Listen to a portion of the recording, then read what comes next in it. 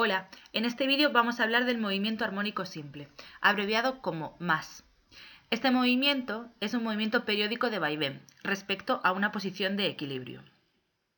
Un ejemplo es el que se muestra en esta imagen, en el que tenemos una masa M unida a un muelle de constante elástica K y dicho muelle se encuentra unido a una superficie fija.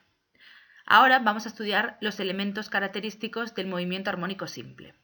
En primer lugar tenemos la oscilación o vibración, que es el movimiento realizado desde cualquier posición hasta regresar de nuevo a ella, pasando por las posiciones intermedias. La elongación es el desplazamiento de la partícula oscilatoria desde la posición de equilibrio hasta cualquier posición en un instante dado. La amplitud es la elongación máxima, la cual es el desplazamiento máximo a partir de la posición de equilibrio. Y la posición de equilibrio es el punto en el que no actúa ninguna fuerza neta sobre la partícula oscilante. Por otro lado, también tenemos el periodo, que es el tiempo que tarda una partícula en dar una oscilación completa, como se muestra en la figura. Y está relacionada con la frecuencia, que es el número de oscilaciones que se producen cada segundo. A continuación, vamos a estudiar las ecuaciones de movimiento. Para ello, en primer lugar, tenemos la ecuación de posición, que nos indica en qué posición se encuentra la masa según en qué momento nos encontremos. La ecuación viene determinada por la amplitud, que se mide en metros ya que se trata de una longitud, y es la que nos indica las unidades finales de la posición que calculamos. Como función trigonométrica podemos usar el coseno o el seno. Omega es la frecuencia angular y se mide en radianes a la menos 1. Esta frecuencia angular está relacionada con la constante recuperadora y la masa del objeto. También podemos obtener la frecuencia angular mediante las ecuaciones del periodo o la frecuencia. La t es el tiempo y se mide en segundos. Y por último tenemos phi sub 0, que es el desfase inicial, que se mide en radianes. A partir de la ecuación de posición obtenemos las ecuaciones de velocidad y aceleración del movimiento armónico simple. En primer lugar, derivamos la ecuación de posición con respecto al tiempo, recordando la derivada del coseno. De esta forma obtenemos la ecuación de posición del movimiento armónico simple. Por otro lado, para obtener la ecuación de aceleración del movimiento armónico simple, derivamos la ecuación de velocidad respecto al tiempo y obtenemos la ecuación de aceleración, que siempre tiene signo contrario a la ecuación de posición.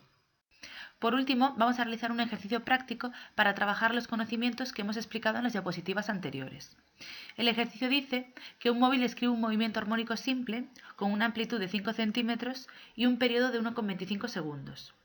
Sabiendo que en el instante inicial la elongación es máxima y positiva, nos pide calcular en el apartado A la ecuación de posición, en el apartado B la velocidad al cabo de 10 segundos y la aceleración máxima en el apartado C.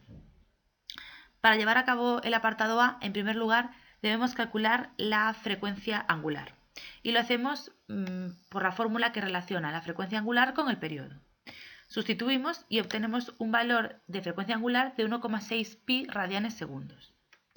Para el cálculo de la fase inicial, tenemos en cuenta que en el instante inicial la elongación es máxima y positiva. Por lo tanto, la x la sustituimos por la amplitud, obteniendo una fase inicial de 0 radianes. De esta forma obtenemos sustituyendo la ecuación de posición. Tenemos que tener en cuenta que si hubiésemos utilizado la función trigonométrica de seno, tendríamos una fase inicial de pi medio radianes.